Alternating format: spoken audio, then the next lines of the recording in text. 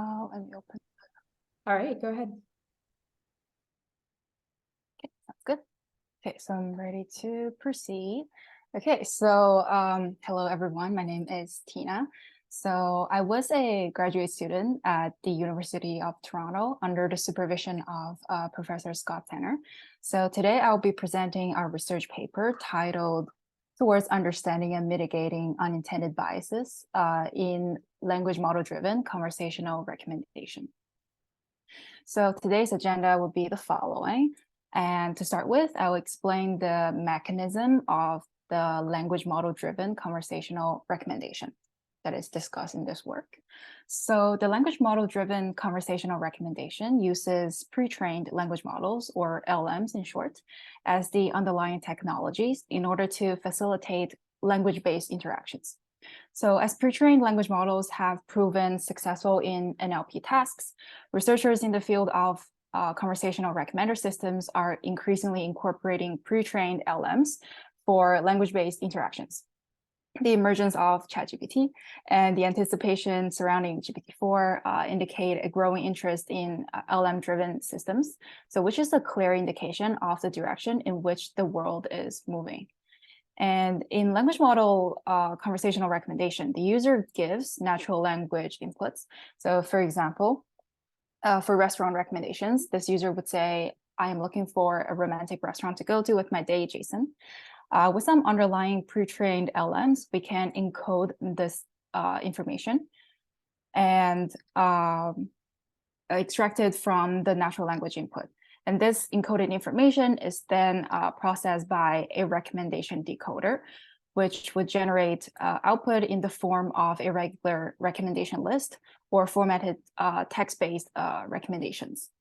The example would look like the following. So now we have a basic understanding of how language model-driven conversational recommendation works. I'll move on to discussing the motivation behind this work. So please note that the system we are focusing in this work serves as a combination of pre-trained language models and recommenders. So there are existing literature that includes studies that have explored various types of bias.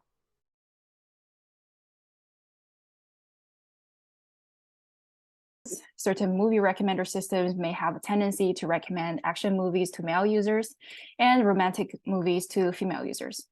On the other hand, figures on the right illustrate an example of a biased pre-trained LM that was, I think this is GPT-3. We're given prompts such as he works in a hospital as a GPT-3 completion provides doctor as a response. And similarly, when prompted with she works in a hospital as a GPT-3, it generates nurse as the completion word, reflecting the underlying bias in the learned language model. Pre-trained language model. So language model-driven conversational recommendations that combines the recommender systems and the pre-trained LLMs might exacerbate these biases presented in both systems. And therefore, the objective of this work is to investigate the existence of unintended biases. Identifying their contributing sources is crucial for addressing and mitigating the potential issues before it impacts the end users. So our review of unintended biases in LM-driven conversational recommendation begins with a definition of the unintended bias that we examine in this study. So here we define the unintended bias to be a systematic shift in recommendations corresponding to non-preferentially related changes in the input. For example, a mention of a friend's name. So that being said, we should not see a systematic shift in the recommended item categories, given the examples of can you make a reservation for Allison versus can you make a restaurant reservation for Jamal? So if this system suggests more expensive restaurants more frequently when users mention white names like Allison, and suggests like cheaper restaurants more frequently when users mention black names like Jamal, then it indicates like a racial bias in the system. So next, we will briefly review the model architecture we study, the model architecture in this study. So the model architecture is presented on the right, so which is termed as LMREC in our work. It consists of a BERT encoder. So when we were doing this, when we were working on this paper, BERT was a pretty hot and trending model that everyone was trying to study on. So yeah, we use a fine-tuned BERT encoder to encode the natural language inputs. And we have a recommendation decoder for generating the restaurant recommendations given these natural language inputs. And to train the model, the input of the model will be restaurant reviews sourced from the Yelp datasets of 7 North American cities. And the restaurant names in the reviews are masked. And the output will be a restaurant recommendation list ranked based on these output probabilities. So in order to evaluate the unintended bias after training the model, we perform a template-based analysis using our proposed bias measuring metrics. So this is the overall model architecture in this work. And following slides, I will explain the template-based analysis and bias measuring metrics more in detail. And, Sorry, can I ask where I didn't get, where do you get the names and the labels, let's say, from? The names of the restaurants? Of the people, no? I mean, if you're looking for the bias, but that maybe like that comes later. I don't know. Oh yeah, that comes later. Okay, So that's the template-based analysis I'm about to yeah illustrate here. Yeah. So I hope this slides answer the question. So yeah, the screenshot like over here, it shows an example of the templates that we use for this template-based bias analysis. So to perform various types of the bias analysis, we have designed different input templates that contain placeholders for substitution words to be filled in. And so these are the example of the input templates these are the placeholders for, and the placeholder we are labeling the specific, like the bias type over here. And then when these substitution words are filled into these templates, they will be fed into the language model. And yep, so these are the templates.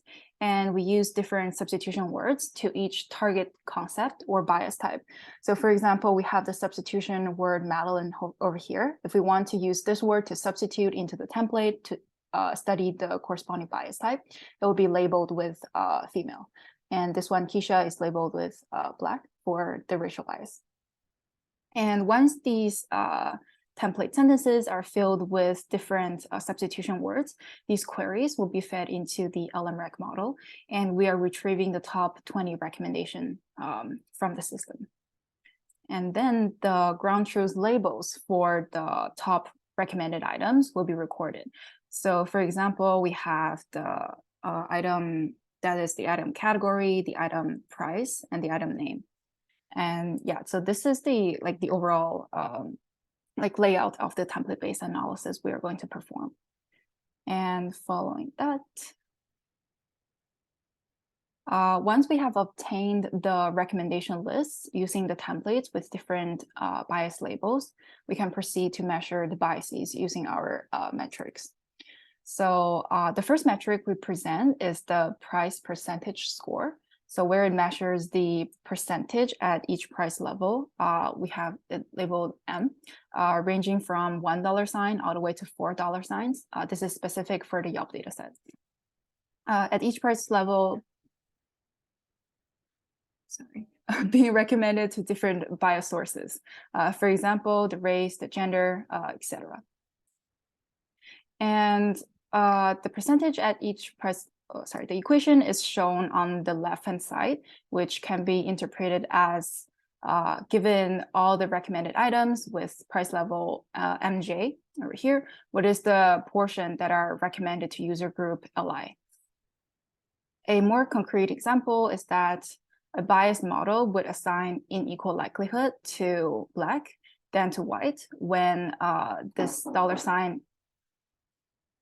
sorry, there's someone knocking at my door. Let me finish the slide. When the $ M is labeled as $1, so this probability will be unequal. And okay. If you need to pause, we can. Sorry, okay. Here, yeah. So yeah, that will show a more concrete example of what we're trying to look at. So if the model is not biased, then this will be like an equal sign over here. And yeah, so that's the first metric. And then next we'll explain the association score in this slide. So this is another metric that we use for bias evaluation. And where this one is measuring the association between the target attribute C and the two bias polarities, L and L prime. So the polarities basically mean female versus male or black versus white. And the equation is shown on the left-hand side, which can be, this part is the major one. So it can be interpreted as given an item labeled with attribute C, how much more likely is it to be recommended to user group L than to L prime. So that measures the association of the C between the two different polarities. And the function, this one, function F over here, it represents the score of relatedness between the attribute C and a bias dimension labeled as L. This L could be like white, for example. Here we are using the conditional probability to measure the score. A more concrete example here would be a race neutral model has the association score between Irish pub and white equal to 0, which will also be equaling to the association score between Irish pub to black. So that represents a race neutral model. And yeah, so these are the two bias measuring metrics we use in defining our work. So with the trained LMREC models and the templates for result generation and bias measuring metrics for the bias evaluation, we then conduct the experiments using Yelp data from 7 different North American cities. Here, so one of the principal concepts we address in this paper is race and its related unintended biases within the conversational recommendation tasks. So here's an example that illustrates the input template we use for this experiment. And over here, each substitution word or name has a race label tagged with it. For the first two, it'll be tagged with white. Second two, last two would be tagged with black.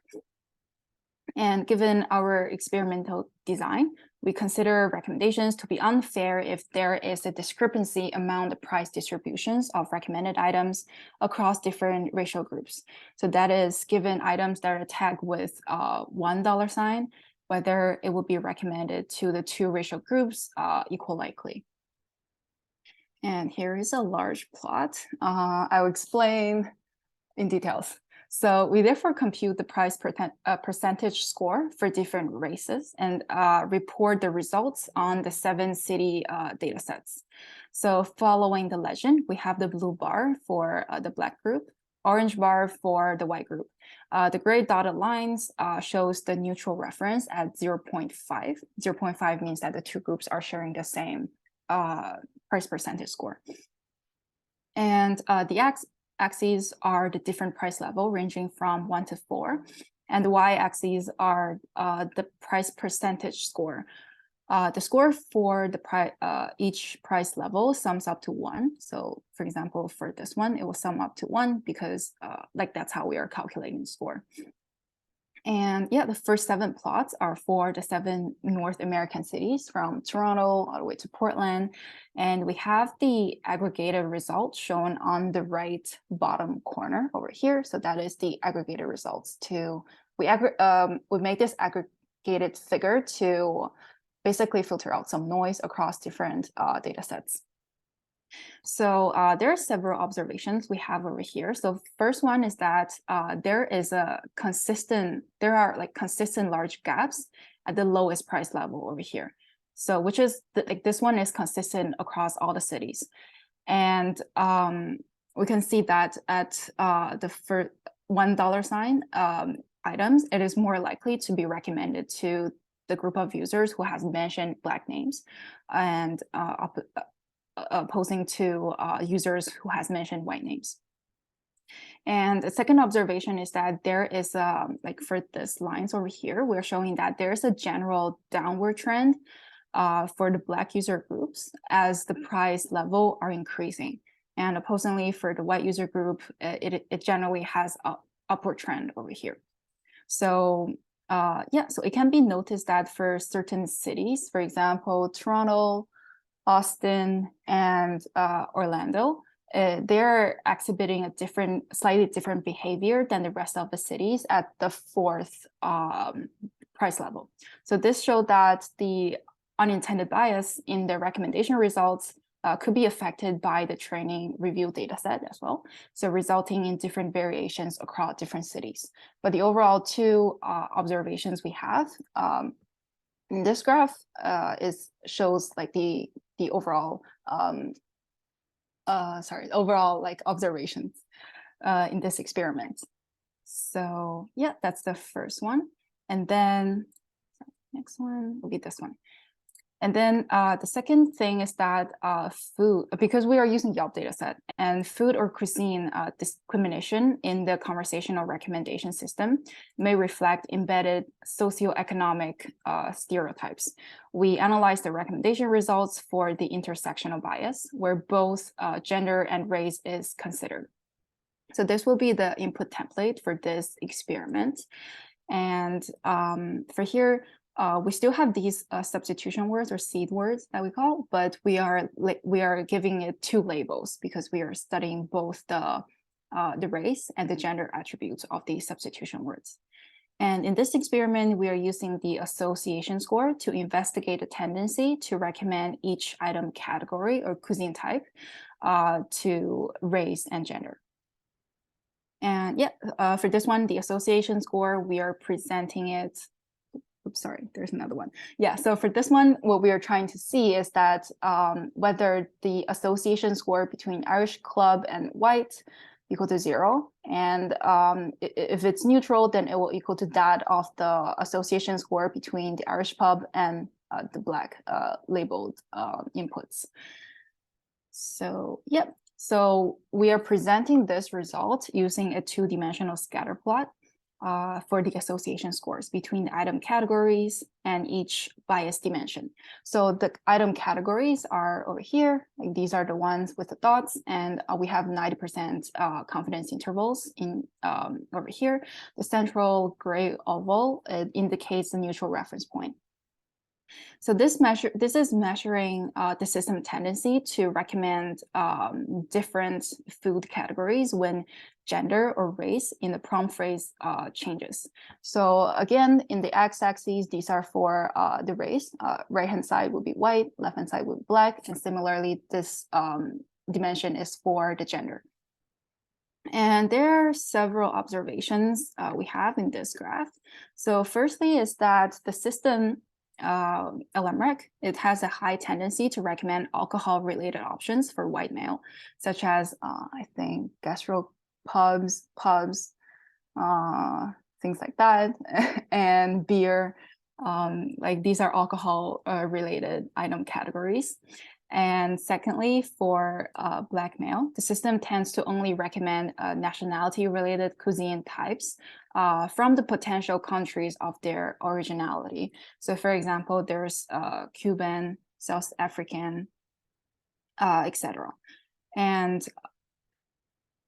next one. So the system has a tendency to recommend desserts to female users, such as bakeries and desserts, whereas it does not have a strong tendency to recommend specific categories for white females. And lastly, the results for Black female users combine the general system bias for both Black users and female users. For example, where the sweet foods are presenting, waffles, the patisserie, bakery are presenting in this quadrant. And nationality or religious related categories are more likely to be recommended to them. So for example, vegan and vegetarian. So yeah, so that is the overall observation for this experiment. And next, we are studying on another topic for nightlife and sexual orientation. We do not expect sexual orientation to affect most cuisine preferences, which we see more related to race, but we might expect a relationship with nightlife recommendations. So in this experiment, we are generating an input phrase that looks like this, slightly more complex. But the two placeholders indicate a first relationship and a second relationship in these placeholders. So in more concrete, I'm showing the substitution words we could use for this template. And for example, so this row is for the first relationship, second row is for the second relationship, substitution words. I could substitute, like, for example, I could say, can you reserve a table for my daughter and her girlfriend?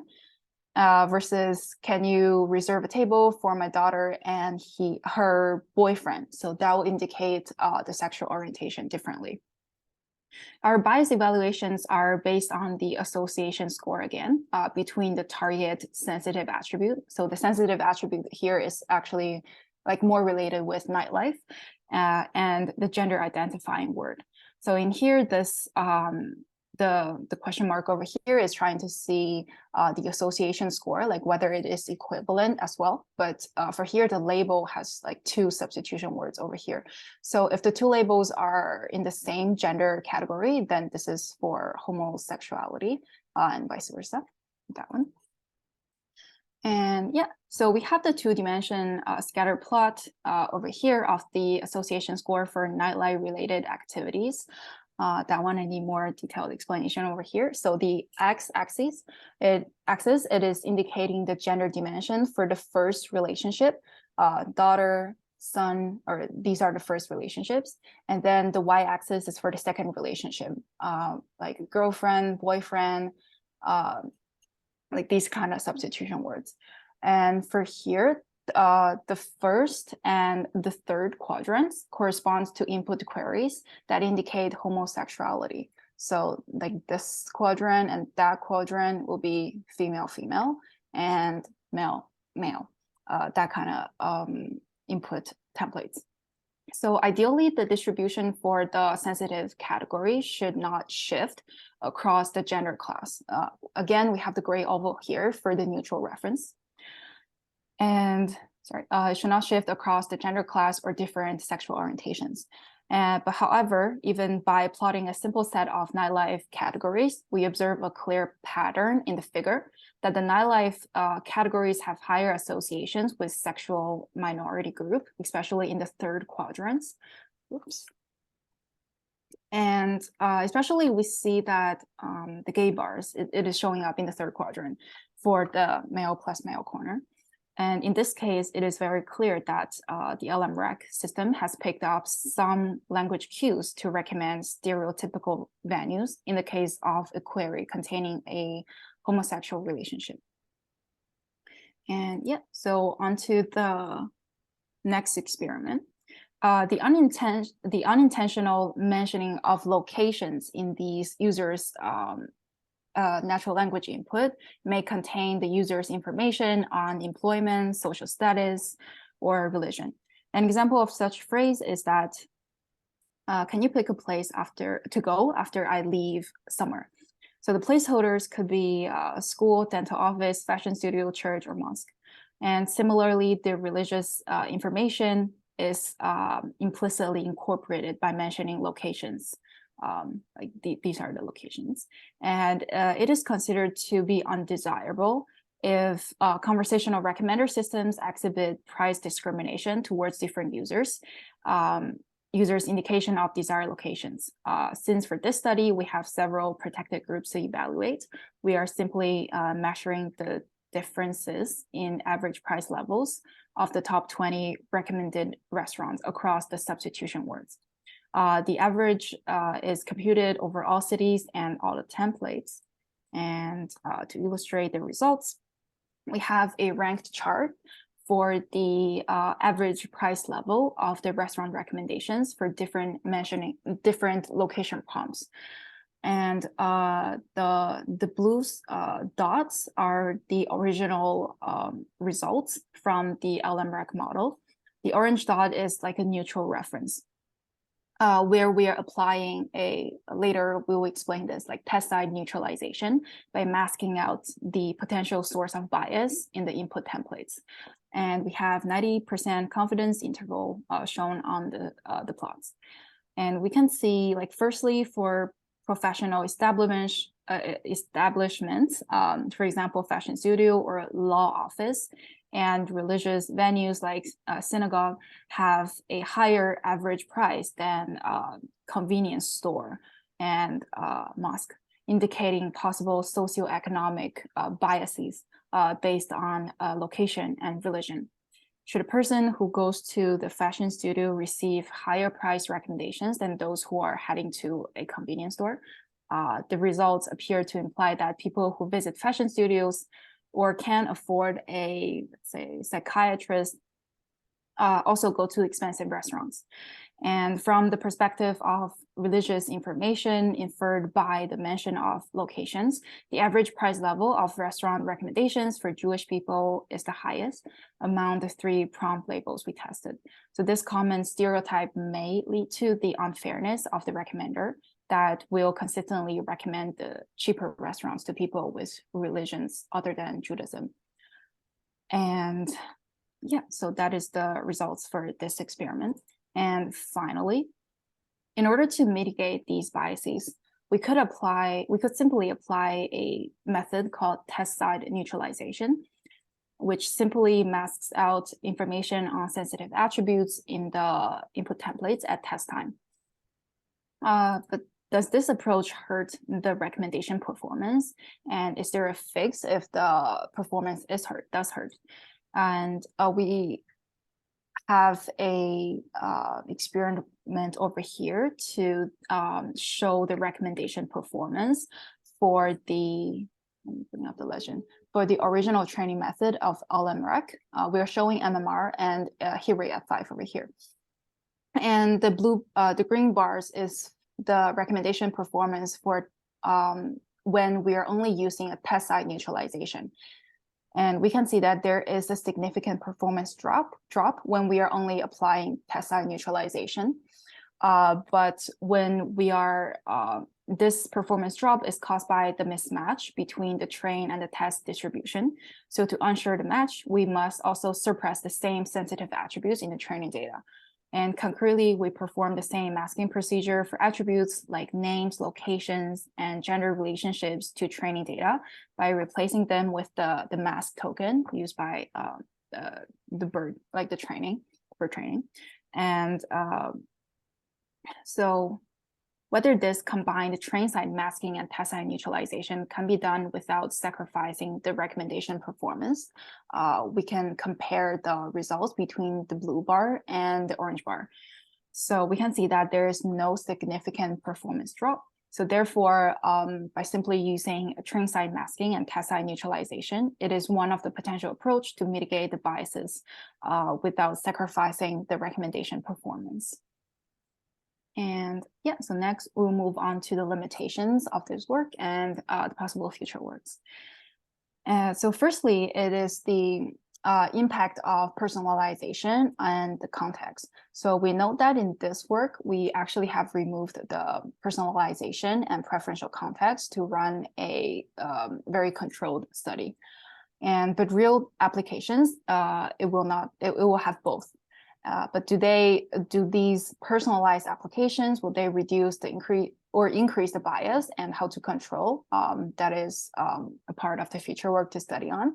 And we need to extend the models and perform studies.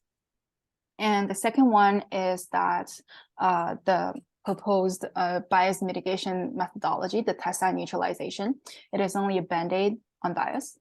While test side neutralization eliminates the key sources of bias still remain in the model and other words and the context. For example, the mention of foods in users' natural language input, they may trigger biases as well. So we cannot mask out everything. Where does the bias come from? Does it come from the training data? Does it come from the pre-trained language model? In this case, it is the pre-trained BERT model, or both. It is most likely that comes from both, but we might need further work to investigate the source of bias. And how do we eliminate the sources of bias in the fine-tuned pre-trained LM without getting rid of contextually helpful information? It's another future work that people can work on. And finally, for the limitations of future work, we're not sure about the harmfulness of all the unintended biases that we discussed in the previous slides. So for example, some unintended bias may be allowable. For example, the system has a tendency to recommend desserts for women. And further investigation of ethical questions and definitions of harmful and unharmful bias in recommendation are required. So in conclusion, the systems nowadays are becoming more personalized, that is recommendation, and the world is clearly moving towards a language model-driven systems, ChatGPT, for example. And this work is presenting a first step in studying the types of bias that can occur in language model-driven conversational recommender systems that appear unstudied. And train-side masking and test-side neutralization helps to nullify the observed biases that we present in this work. And further research are definitely needed to identify and mitigate novel types of biases that may arise in language-based recommendation. So these alarming observations raise a critical red flag when language models are used for recommendation. And yeah, so that concludes my presentation and open to any questions. Thank you.